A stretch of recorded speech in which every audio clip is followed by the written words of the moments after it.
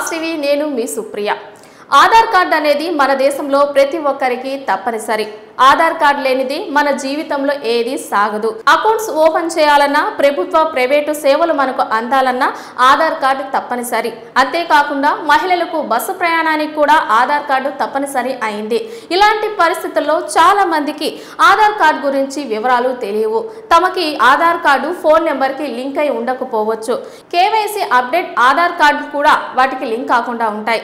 ఇలాంటి వాళ్ళు చాలా మంది అనుకుంటూ ఉంటారు మాకు కావాల్సిన సేవలు అందకుండా పోతాయని। కానీ ఇది అపోహ మాత్రమే।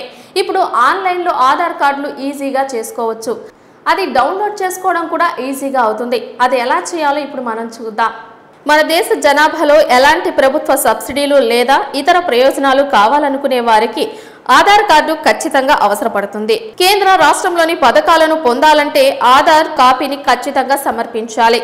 ఈ ఆధార్ కేవైసీ అనేది యూజర్ గురించి తెలుసుకోవడానికి సహాయపడుతుంది। ఇది బ్యాంకుల నుంచి టెలికాంల వరకు అనేక సంస్థలచే చేయబడుతుంది। కస్టమర్ యొక్క గుర్తింపును ధృవీకరించడానికి కేవైసీ చేయబడుతుంది। దీనికి అవసరమైన ప్రధాన పత్రం ఆధార్ కార్డు। ప్రస్తుతం దేశంలో ఏ చోట అయినా ఆధార్ కార్డు గుర్తింపు కార్డుగా పరిగణించబడుతుంది।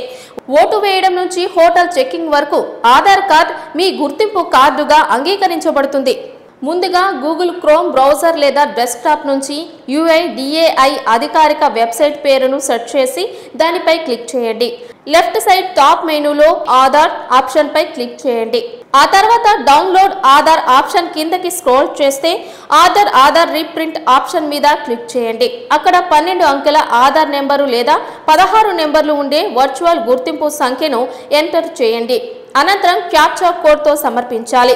ఆ తర్వాత నా మొబైల్ నెంబర్ రిజిస్టర్ చేయబడలేదు అనే ఆప్షన్ పై క్లిక్ చేయండి।